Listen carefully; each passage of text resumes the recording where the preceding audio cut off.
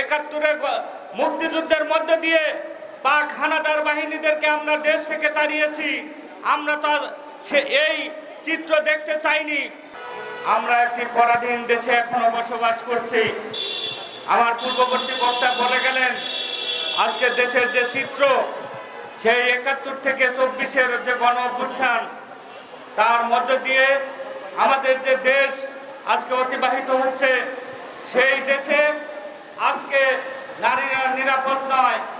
আজকে আমার মা বোনরা কোথাও নিরাপদ না।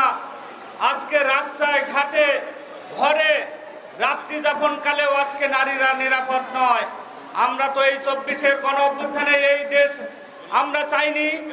ফ্যাসিস্ট হাসিনা সরকারকে আমরা সরিয়েছি, এই ব্যবস্থা তো আমরা তৈরি করতে চাইনি। ৭১-এর মুক্তিযুদ্ধের মধ্য দিয়ে পাক হানাদার বাহিনীদেরকে আমরা দেশ থেকে তাড়িয়েছি। আমরা তো এই চিত্র দেখতে চাইনি। সংগ্রামী বন্ধুগণ, আজকে বড় পরিতাপের বিষয়, আজকে আমাদের মা বোনরা নির্বিঘ্নে জীবনযাপন করতে পারছে না।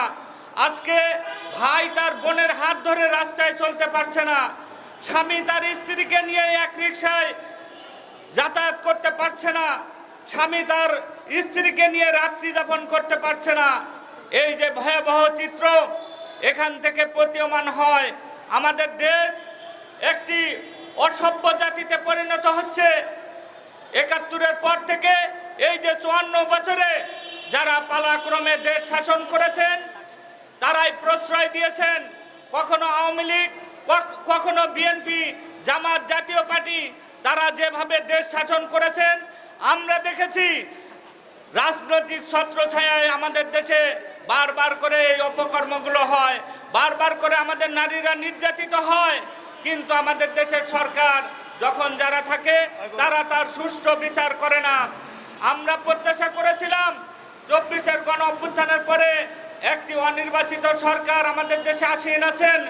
আমরা মনে করেছি আজকে সে তো কোনো দলের নয়, সে হয়তো এই বিচারগুলো করবে, তার সময়ে সেসব আমরা দেখব না। কিন্তু অত্যন্ত দুঃখের বিষয়, আমরা দেখছি প্রতিদিন আমাদের দেশের নারীরা যেভাবে নির্যাতিত হচ্ছে, প্রতিদিন আমাদের দেশের মা বোনরা যেভাবে ধর্ষিত হচ্ছে, খুন হচ্ছে, প্রতিদিন যেভাবে রাস্তাঘাটে ছিনতাই হচ্ছে। এখান থেকে আমরা রক্ষা পেতে হলে সংগঠিত হতে হবে।